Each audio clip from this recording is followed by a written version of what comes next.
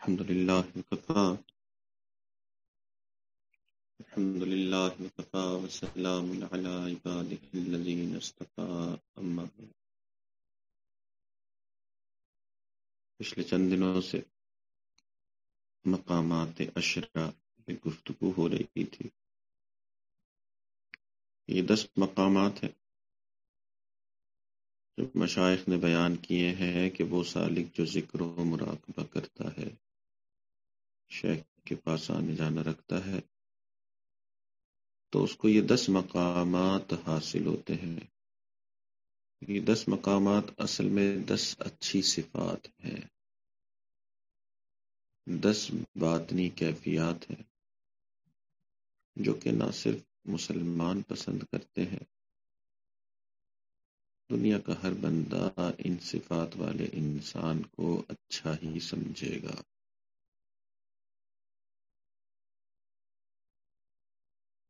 ان مقامات عشرہ میں پچھلے 2-3 دن سے یہ بھی گفتگو ہو رہی تھی کہ سالک ان مقامات کو حاصل کر لیتا ہے تو یہ بھی ممکن ہے کہ وہ اپنے مقام سے گر جائے، اور جب مقام سے گر جاتا ہے تو اس کی وجہ 2 ہوتی ہیں۔ ایک، یا تو وہ عجب اور تکبر کا شکار ہوتا ہے، یا وہ دوسروں کے چھپے ہوئے عیبوں کے پیچھے پڑ جاتا ہے۔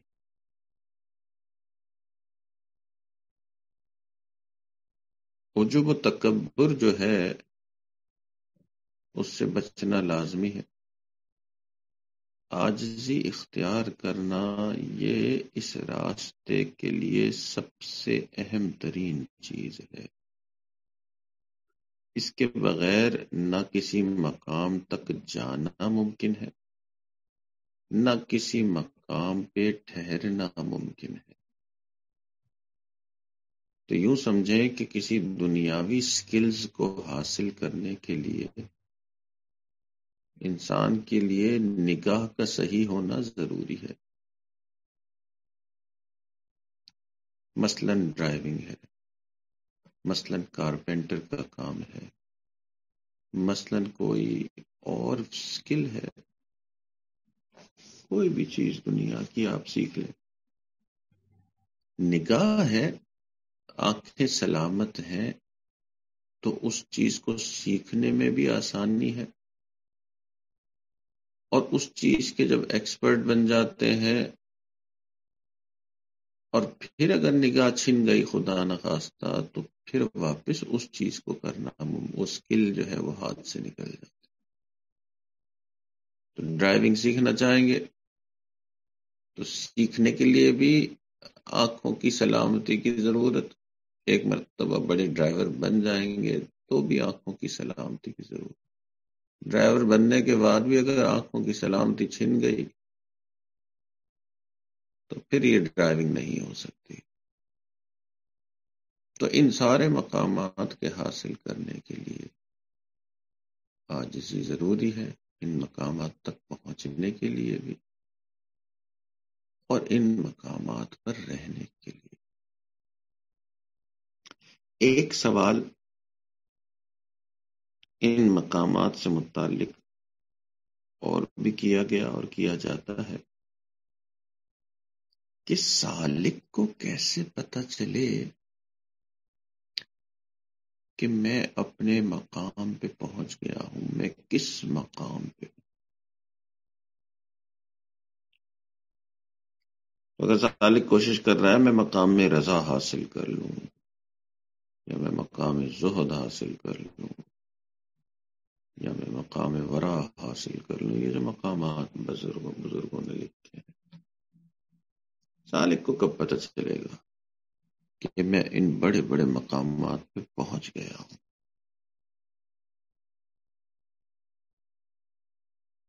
تو مشائخ نے اس کا جواب یہ دیا کہ سالک کو کبھی بھی احساس نہیں ہوگا کہ وہ ان مقامات پہ پہنچ گئے، کبھی بھی احساس نہیں ہوگا۔ اللہ اکبر! تو پھر اتنی محنت کیوں کی؟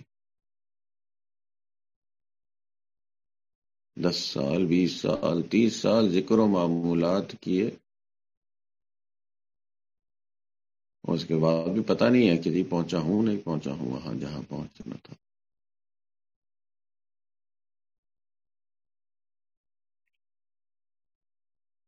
تو مشائخ نے اس کا جواب یہ دیا کہ جتنا کامل ہوگا سالک، اتنا اپنے آپ کو دوسروں سے کمتر سمجھے گا، تو اس کے مقامات جو اس نے حاصل کیے وہ اللہ کو پتہ ہیں،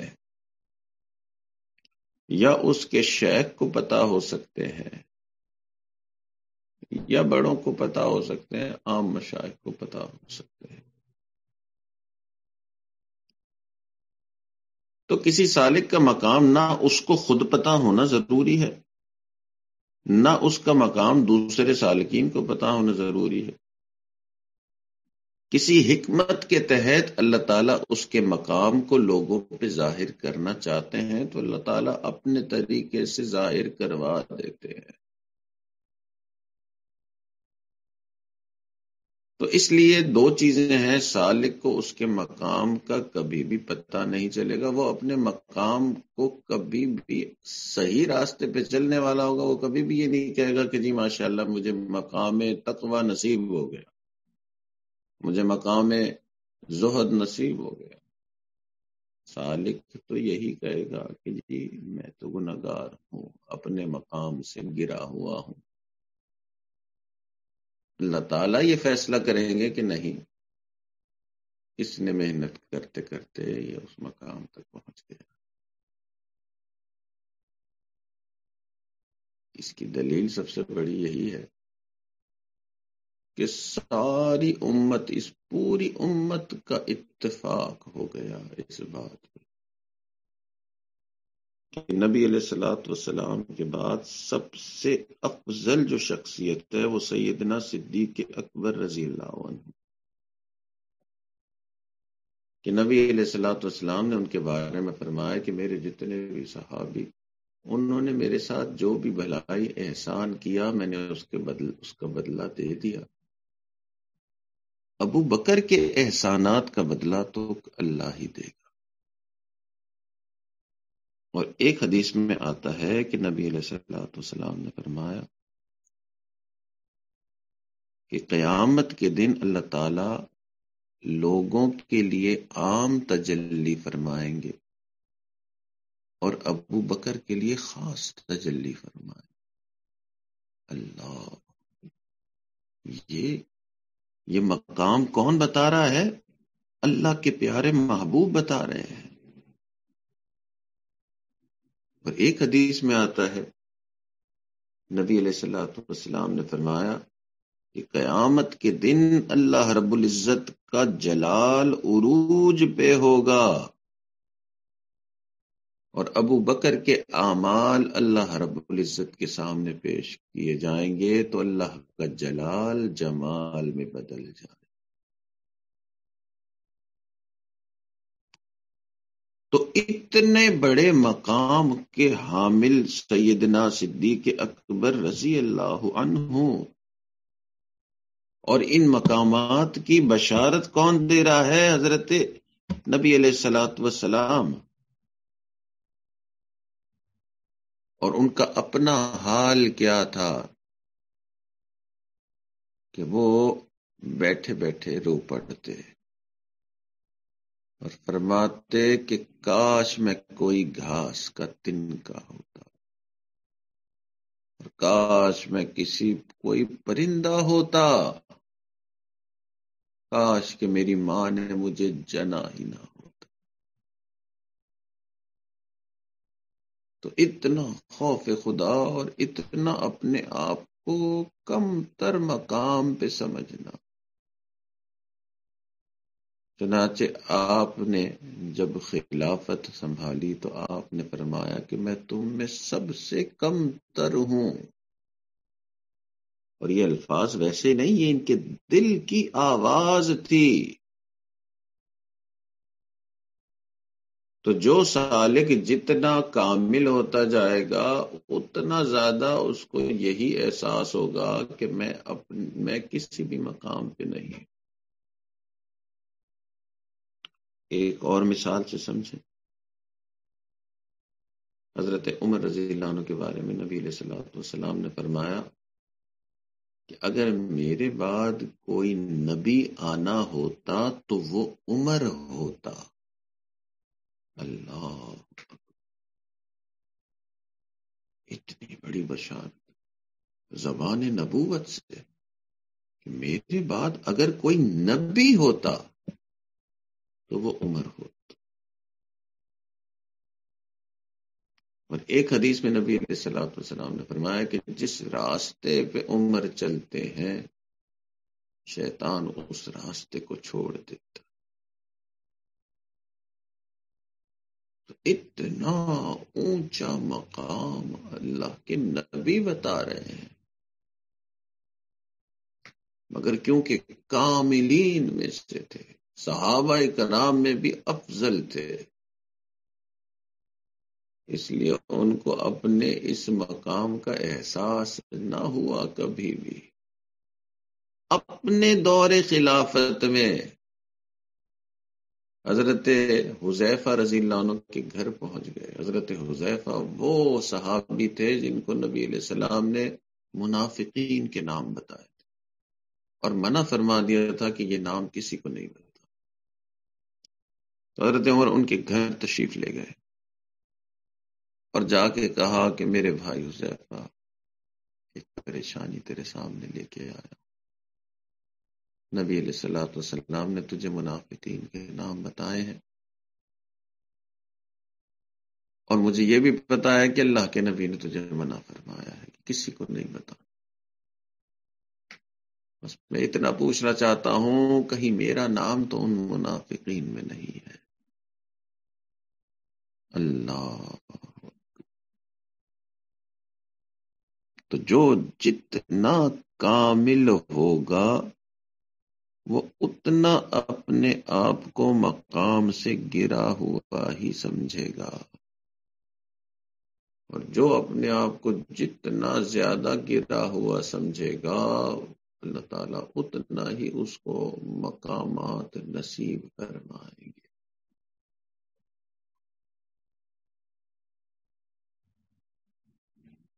یہ تمام مقامات کی ڈگری جو ملتی ہے یہ عاجزی پہ ملتی ہے، اور یہ ڈگری جو ہے ہمارے ہاتھوں میں نہیں تھمائی جاتی، یہ ڈگری قیامت کے دن ہی ہاتھوں میں تھمائی جائے.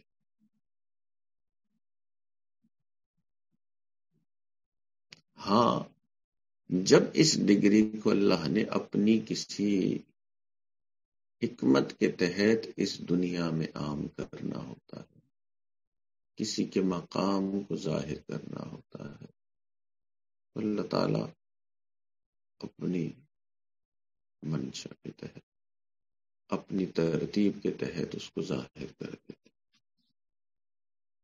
چنانچہ صحابہ کرام کے مقام کو اللہ نے ظاہر کرنا تھا، وہ کہ وہ اپنے آپ کو سب سے کم تر سمجھتے تھے، مگر امت کا اتفاق ہو گیا کہ ان سے زیادہ افضل کوئی نہیں.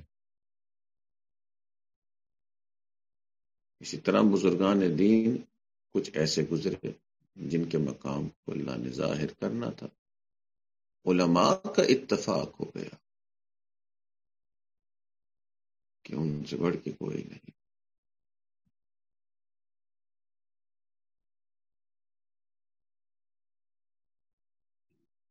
چنانچہ امت کے علماء کا اتفاق کہ امام ربانی حضرت مجدد الثانی رحمۃ اللہ علیہ اپنے وقت کے مجدد وقت تھے. اسی طرح علماء اور مشائخ نے دیگر مشائخ کے مقامات بیان کیے. مگر ان حضرات کا اپنا حال یہ نہیں تھا کہ وہ یہ سمجھتے کہ میں ان مقامات میں بیٹھا ہوں.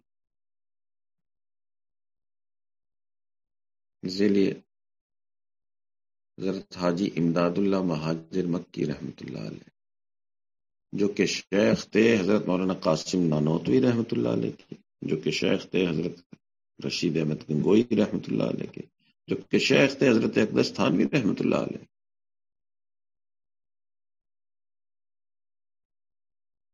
جن کے بارے میں حضرت گنگوئی رحمۃ اللہ علیہ فرماتے ہیں کہ ان سے تعلق ہونے سے پہلے ہم نے صرف مٹھائیوں کے نام سنے ہوئے تھے. مٹھائیوں کے نام سے مراد یہ جو مقامات ہیں، جو کیفیات ہیں، ان کے نام سنے ہوئے تھے، اور حضرت سے تعلق کے بعد ان کیفیات کو چکھنے کا بھی موقع ملا. تو فرمایا کہ ان کے تعلق سے پہلے مٹھائیوں کے نام سنے ہوئے تھے، اور حضرت سے تعلق کے بعد مٹھائیاں چکھنے کا موقع مل گیا. تو اتنے بڑے بڑے حضرات کے یہ شیخ حضرت حاجی امداد اللہ مہاجر مکی رحمۃ اللہ علیہ، تو ایک دن اپنی مجلس میں تشریف فرما تھے اور مریدین بھی تھے، تو فرماتے ہیں کہ اے میرے دوستوں، تم سب بہت طلب والے ہو، اللہ کے طالب ہو، اور مجھے بہت امید ہے کہ آخرت میں تم سب کامیاب ہو جاؤ گے. بس تمہارے شیخ کا معاملہ کھٹائی میں ہے. اللہ. اور اسی طرح سلسلہ علی نقشبندیہ کے بزرگ گزرے ہیں، خواجہ احمد سعید دہلوی رحمت اللہ علیہ. آپ نے اپنے مکتوبات میں لکھا کہ میرا قول میرے عمل کے خلاف ہے. اپنے مریدین کو لکھ رہے کہ میرا قول میرے عمل کے خلاف. تو جو جتنے اونچے مقام پہ پہنچے گا وہ اتنا ہی زیادہ اپنے آپ کو مقام سے گرا ہوا سمجھے گا، اور جو جتنا اپنے آپ کو نیچے سمجھے گا اتنا اللہ رب العزت کے ہاں اس کا مقام اونچا ہوتا جائے گا. اللہ تعالیٰ ہمیں آج سے بھی نصیب فرمائے اور واقعتاً ان مقامات کو حاصل کرنے کی توفیق عطا فرمائے. آخر دعوانا ان الحمدللہ رب العالمین. دعا سے پہلے ایک دو گزارشات ہیں. ایک، آج فجر سے پہلے اس عاجز کے تایا کا انتقال ہو گیا. بہت ہی عمر رسیدہ تھے، عمر تقریباً 90 سال تھی. تو آپ سب حضرات سے گزارش ہے کہ ان کے لیے دعا فرمائے. اللہ تعالیٰ ان کی کامل مغفرت فرمائے، اللہ ان کے درجات کو بلند فرمائے. دوسرے ہمارے قریبی ساتھی ہیں دانش صاحب، ان کی چھوٹی دودھ پیتی بیٹی ہے، وہ بستر سے گر گئی ہے تو اس کو چوٹ کافی آئی ہے، تو انہوں نے بھی دعاؤں کے لیے کہا ہے. دعا کریں اللہ تعالیٰ اس چھوٹی بچی کو بھی صحت کاملہ عاجلہ عطا فرمائے. دعا کر لیجیے. الحمدللہ رب العالمین، والصلاة والسلام على سید الانبیاء والمرسلین. اللہم انا نسألک علما نافعا وعملا متقبلا ولسانا ذاکرا وقلبا خاشعا ورزقا واسعا وشفاء من كل داء. وصلی اللہ تعالی علی حبیبہ سیدنا محمد وعلى آلہ وأصحابہ اجمعین برحمتک یا ارحم الراحمین.